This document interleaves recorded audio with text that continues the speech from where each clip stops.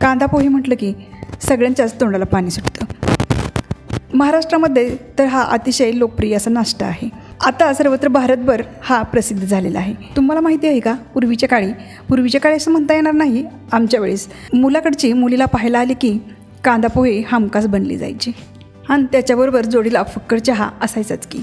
असो, नमस्कार, स्वादिष्ट मराठीमध्ये तुम्हा सर्वांचे खूप मनापासून स्वागत आहे। तर आजची आपली स्पेशल डिश आहे कांदा पोहे। तर कांदा पोहेसाठी मी इथं पोहे घेतलेले आहेत। तर मोठी एक चाळण घ्यायची आहे आणि या चाळणीमधून हे पोहे चाळून घ्यायचे आहेत, निवडून घ्यायचे आहेत व्यवस्थित, व नंतर आपल्याला स्वच्छ असे हे धुवून काढायचे आहेत।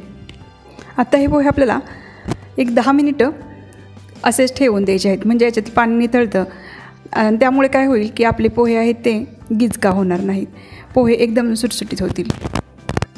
पोहे भिजत आहेत तोपर्यंत आपण कांदा, हिरवी मिरची वगैरे कट करून घेऊ। तर इथं मी उभा कट करून कांदा घेत आहे। तुम्हाला आवडत असल्यास तुम्ही कांदा छोट्या छोट्या तुकड्यामध्ये चौकोनी कट करून घेऊ शकता। तर अशा प्रकारे मी इथं छोटे कांदे असल्यामुळे 4 कांदे कट करून घेतलेले आहेत, एक 7-8 हिरव्या मिरच्या कट करून घेतलेल्या आहेत, तसेच 15 ते 20 कढीपत्त्याची पानं घेतलेली आहेत, थोडीशी कोथिंबीर घेतलेली आहे स्वच्छ धुवून, नंतर थोडे शेंगदाणे घेतलेले आहेत आणि तेल घेतलेलं आहे। गॅसवरती कढई गरम करण्यासाठी ठेवली होती। कढई गरम झालेली आहे। आता याच्यामध्ये 1.5 पळी तेल टाकून घ्यायचं आहे। तेल गरम झाले की याच्यामध्ये शेंगदाणे टाकून घ्यायचे आहेत। तर शेंगदाणे आपल्याला आधीच तळून घ्यायचे आहेत तेलामध्ये छानसे तळल्यामुळे शेंगदाणे पोहे खाताना एकदम खरपूस आणि क्रंची लागतात। बऱ्याचदा काय होतं की पोह्यामध्ये शेंगदाणे हे मऊ पडले जातात, तर कांद्याबरोबर शेंगदाणे कधीच भाजायचे नाहीत किंवा तळायचे नाहीत, ते आधी तळून घ्यायचे आहेत, म्हणजे ते एकदम क्रंची राहतात।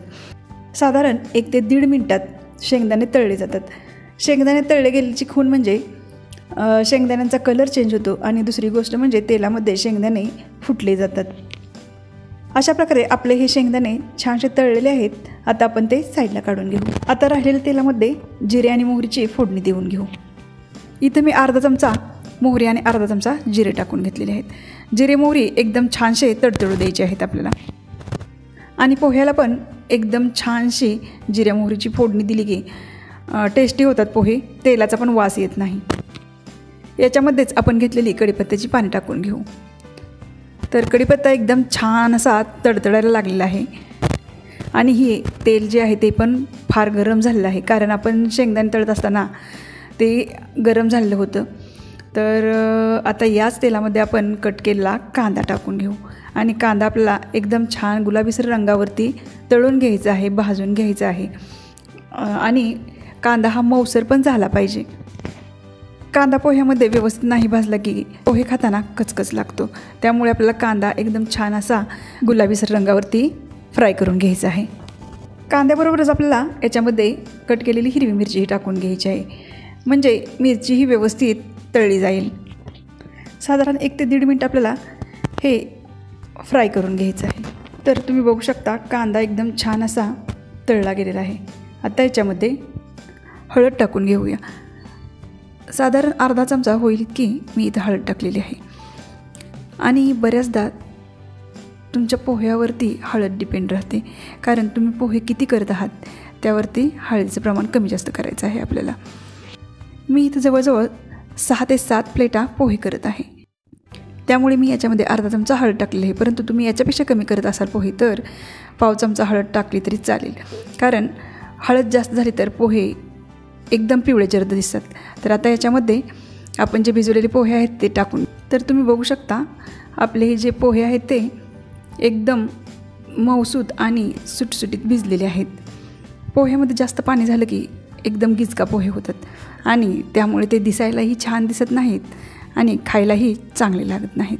तर आता याच्यामध्ये आपण जे तळून घेतलेले शेंगदाणे आहेत ते टाकून घेऊ व चवीनुसार मीठ घालून हे हलवून घेऊ। आता याच्यामध्येच आपण अर्धा लिंबू पिळून घेऊ, म्हणजे आपल्याला वरून लिंबू घ्यायची काही गरज पडणार नाही। व परत एकदा हे व्यवस्थित मिक्स करून घेऊया आणि याच्यावरती झाकण घेऊन साधारण 2 मिनिट आपल्याला हे असंच स्लो फ्लेमवरती ठेवून द्यायचं आहे। तर 2 मिनिटांनंतर सगळ्यांना आवडणारे आपले हे पोहे तयार झालेले आहेत। तुम्ही बघू शकता किती मऊसूद आणि सुटसुटीत झालेले आहेत आणि किती फास्ट तयार झालेले आहेत बघा। तर आता याच्यावर गार्निशिंग करून घेऊ. तर त्यासाठी भरपूर अशी कोथिंबीर टाकून घ्यायची आहे याच्यावरती आणि थोडेसे खोबरे किसून घालायचे आहे. तर इथं तुम्ही ओल्या खोबऱ्याचाही वापर करू शकता. मी इथं सुक्कं खोबरं वापरलेलं आहे. बऱ्याच ठिकाणी बऱ्याच जणांच्या घरी हा नाश्ता रविवारी हमखास बनवला जातो आणि आवडीने खाल्लाही जातो. आणि हा नाश्ता असा आहे की हा खाल्ल्याने पोटही भरतं, त्यामुळे लवकर भूकही लागत नाही. आवडत असल्यास तुम्ही याच्यावरती डाळे घेऊ शकता किंवा फरसाण, शेव हेही घालू शकता. त्यामुळेही एकदम मस्त असे हे पोहे लागतात.